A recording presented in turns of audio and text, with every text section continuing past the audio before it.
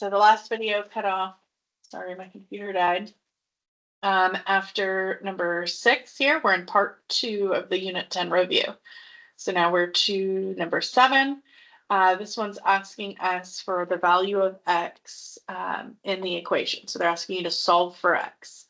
Now they tell you it cannot be 1, it cannot be 2, because those are the values that would make one of the either of the denominators 0. So we know those can't be solutions. So you're going to cross multiply, because this is set up as an equation of a fraction equal to a fraction. So I'm going to distribute that 2, which would make this 6x minus 6. And then this way I would distribute the 4, which would make that 4x minus 8. And this would be equal.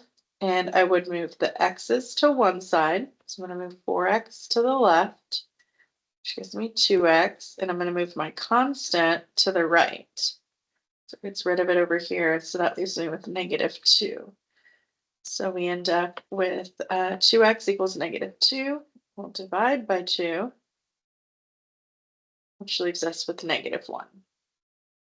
And -1 is not one of the exclusions. It's not something that would make the either denominator 0.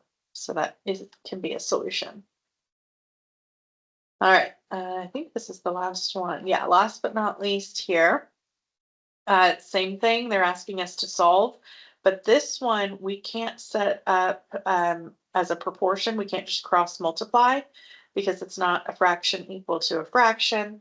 So remember, if you can't cross multiply, you can multiply everything by the LCD, the least common denominator. So in this case, okay, here's my 2 sides of the equation. Actually, I'm going to rewrite it out here so I have some more space. Both of these denominators have a q. One has a coefficient of 2 and one has a coefficient of 3. So the least common denominator we're going to be able to get is 6q. Now they both already have the q, so we're going to multiply by 6q. 6q would be the least common denominator. What you do to one side, you do to the other. So what happens is over here on the right side, that's going to be 30q. And over here on the left, when I multiply this one by 6q, the q's are going to eliminate. Okay, and then so I've just got 6 divided by 2, because 6 times 1 is 6, divided by 2 is 3. So that's just a 3. Now, when I look at this term, again, the q would cancel out, and then you'd have 6 divided by 3, which would be 2. And it's positive, so plus 2. So I end up with 5. We're adding those. Equals 30q. And then I would divide out the 30.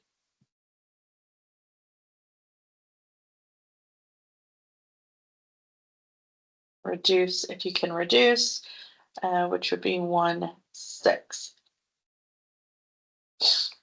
And then you can always check. Remember, you can check by plugging your solution back into the original.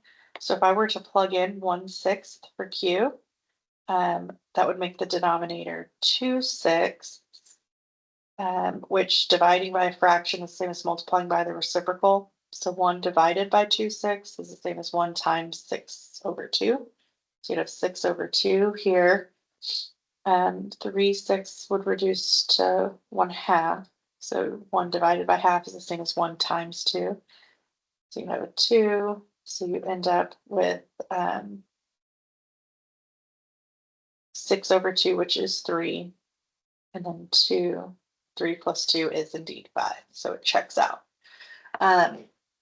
That's it. This video is short and sweet because I only had to make a second video because my laptop died. So there's those last 2. If you need help with any of the previous questions on part 2, there's a separate video.